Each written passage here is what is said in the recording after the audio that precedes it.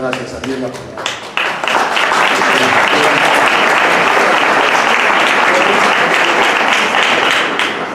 la invitación a leer y a presentar este libro. Voy a empezar por donde voy a terminar. La verdad, este libro es un libro muy divertido. Es un libro muy divertido. En realidad, son varios libros, son muchos libros. Uno es la historia misma del boicot, que es un asunto que sucede entre el mes de junio y el mes de diciembre del año 75, a través de distintas etapas, desde que meten de una manera increíble en un congreso internacional sobre la mujer en la Ciudad de México. ¿Se oye? Sí. El tema de que el sionismo es fascista.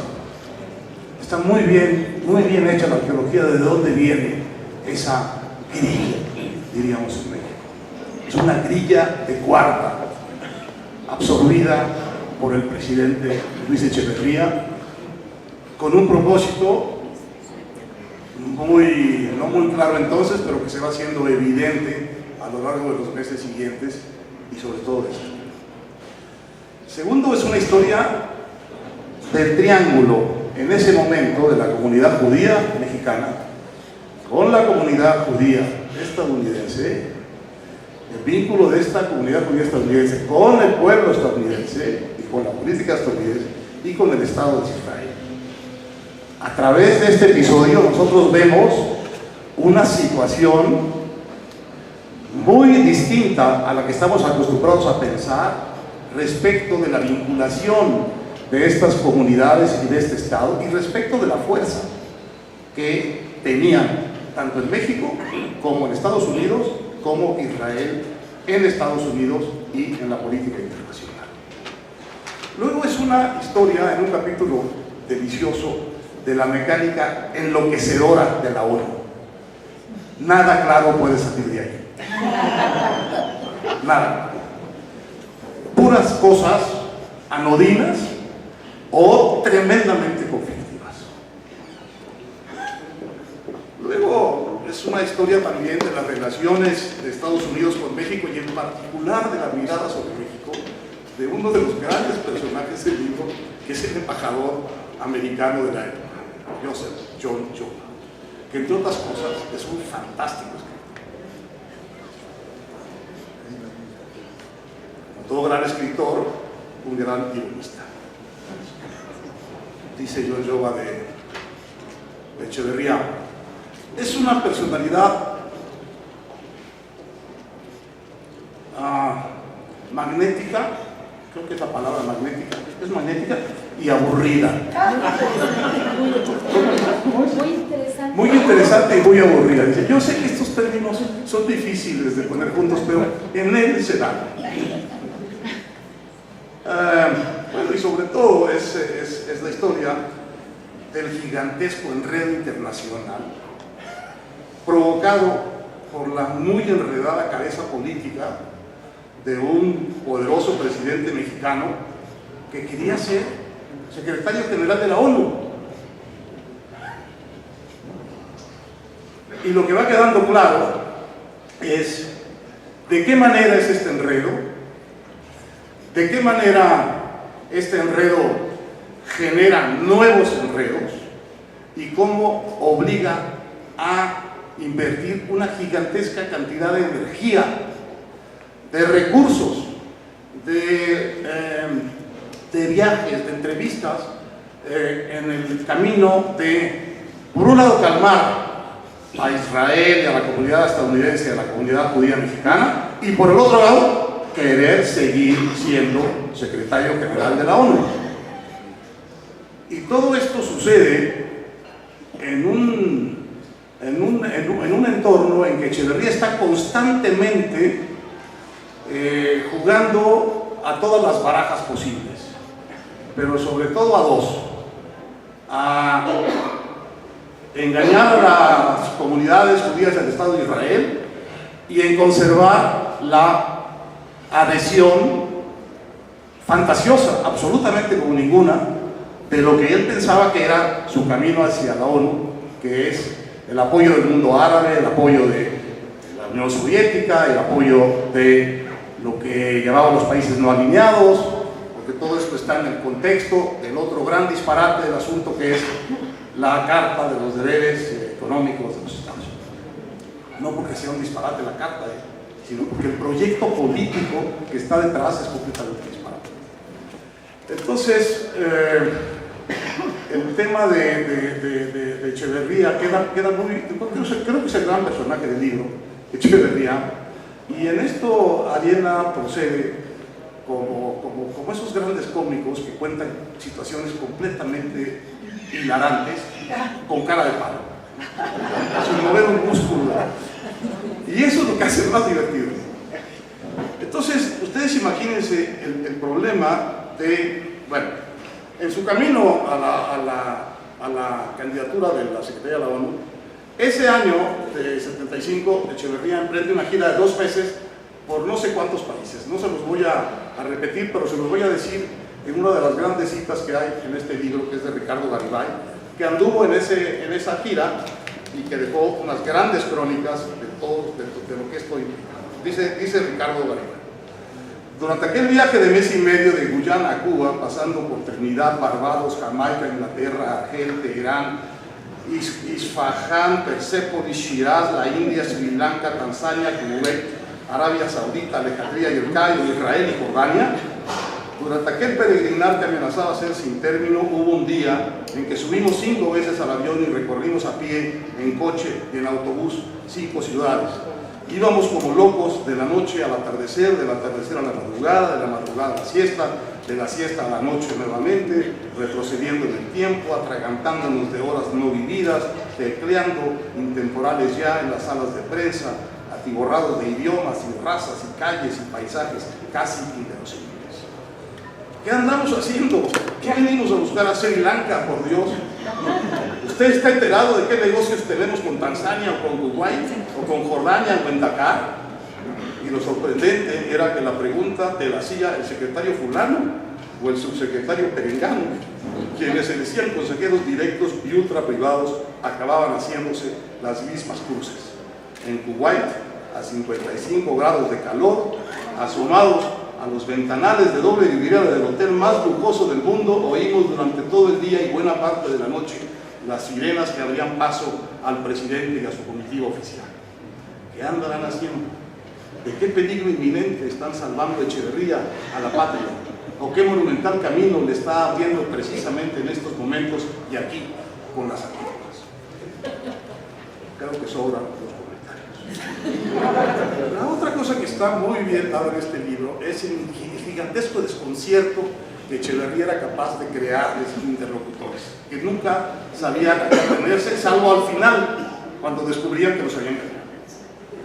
Y hay algo en todo esto que tiene que ver con el idioma del entonces presidente Echeverría, que yo he bautizado como Echeverrión.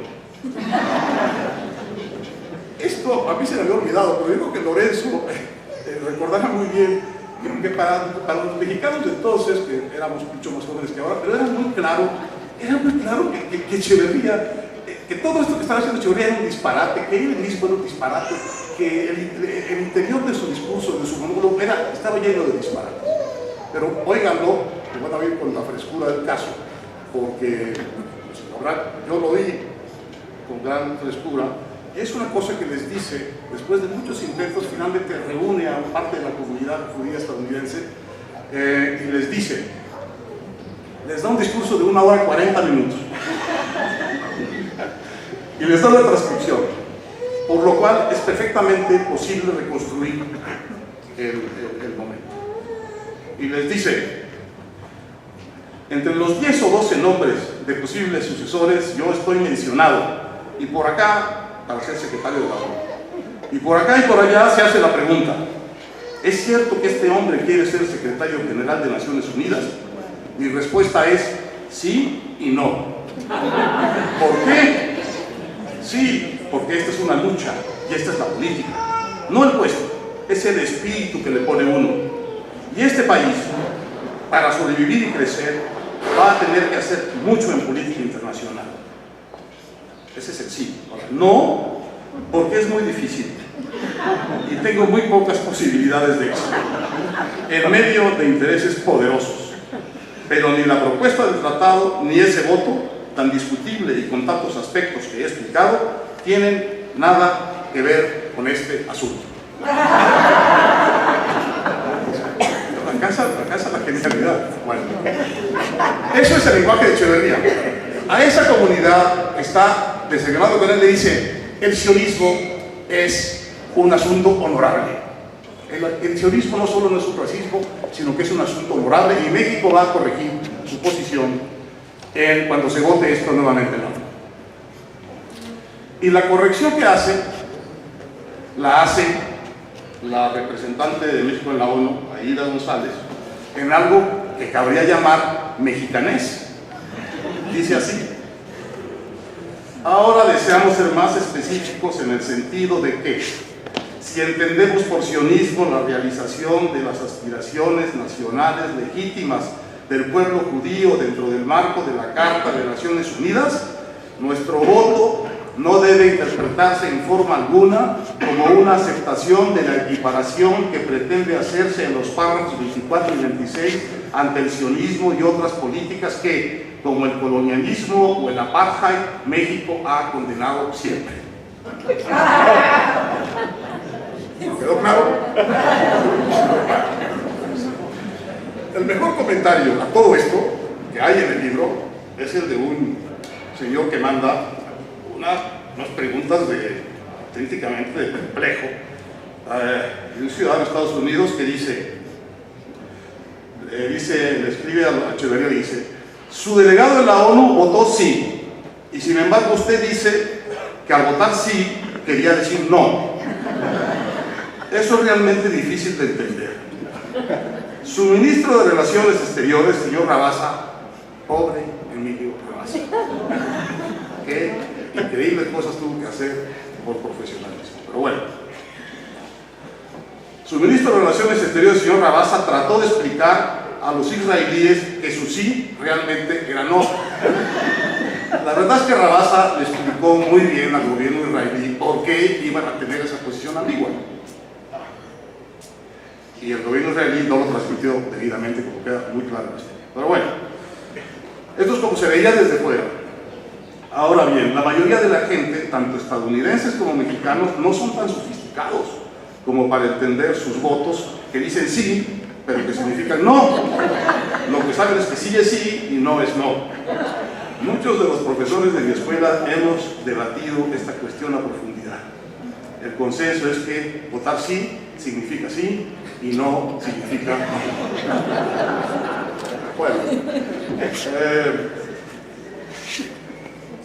el tema es que en medio de todo este gran disparate hay un gran acierto de Echeverría de origen, y es que él es el primer presidente en muchísimo tiempo que piensa que México necesita una política exterior de amplia alcance. El problema con este acierto es que lo sigue el más gigantesco disparate, que es que se reúne con los peores aliados imaginables en ese momento, siendo vecino de Estados Unidos.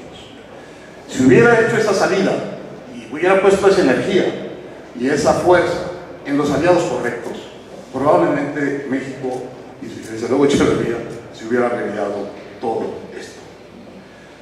Bueno, como digo, este es un libro que tiene muchos libros y es un libro de muchas virtudes. Mari Aspe ha dicho con gran precisión sobre la calidad de la investigación, de las fuentes. Yo en esto, desde luego, siento muy claramente la mano de Lorenzo Meyer, que es también un investigador internacionalista de extraordinario rigor y precisión.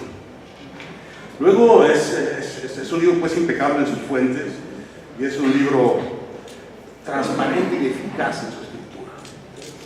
Y luego tiene esta cosa de que es un libro muy divertido por este mecanismo que ya dije antes. Nos está contando una historia realmente disparatada con cara de palo. Pero en cumplimiento de lo que es el epígrafe de su libro, que por una vez se cumple a cabalidad a lo largo del libro, y que es un epígrafe nada menos que de Voltaire. Dice Voltaire: el historiador tiene muchos deberes. Permítame recordarle dos que son importantes. El primero es no difamar. El segundo es no aburrir. No difamar es una cosa muy importante en este libro, porque es muy fácil, con tantos errores, con tantos disparates como hay, era muy fácil cargar las tintas sobre esos errores a costillas de los personajes de la historia. No está hecho así. Está hecho con un impecable equilibrio y con una muy cuidadosa generosidad, sin dejar de decir las cosas. Bueno, por todas estas cosas que estoy diciendo ahora es que yo me atreví a escribir lo que está en la contratapa de este libro, y que dice: los errores a veces enseñan más que los aciertos. Ariela Katz Guggenheim recobra un momento único de la diplomacia mexicana, un error único, cuyo recuerdo vale por igual como historia del pasado y como lección para el presente.